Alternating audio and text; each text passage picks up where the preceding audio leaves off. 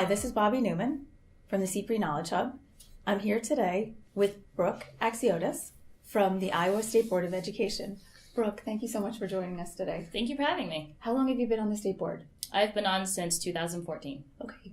And what are some of the challenges that the state board is facing in policy this year? I think this year the biggest challenge would be, budget.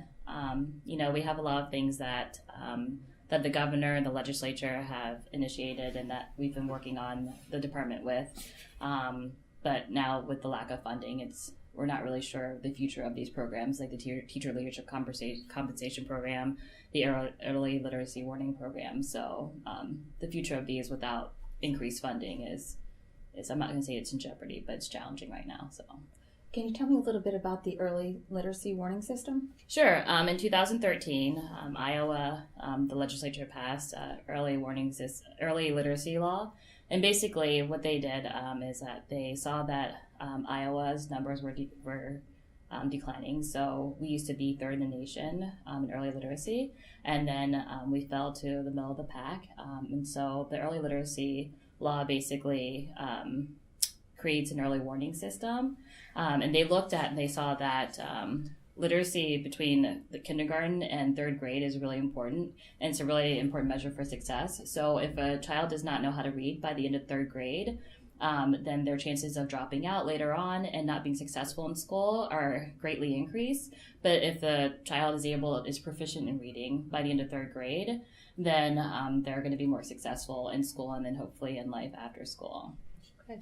And you mentioned the early literacy component. Is there work that the state board is doing around that aspect? Yeah, so we have standards for the teacher preparation programs, which we accredit. So we have set requirements for those, and we accredit school districts as well.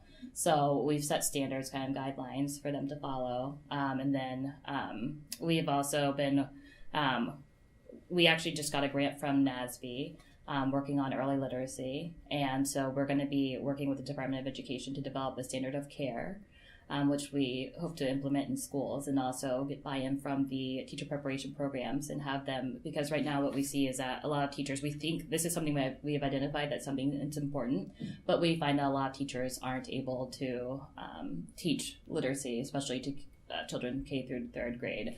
So they're not really doing a good job of that. So this is something that we need to fix. So we're going to develop a standard of care saying that, these are the things that you need. This is research evidence-based practices that are good, and this is what you need to implement. And if a child, if you're not doing these, then this child will not know how to read by the end of third grade.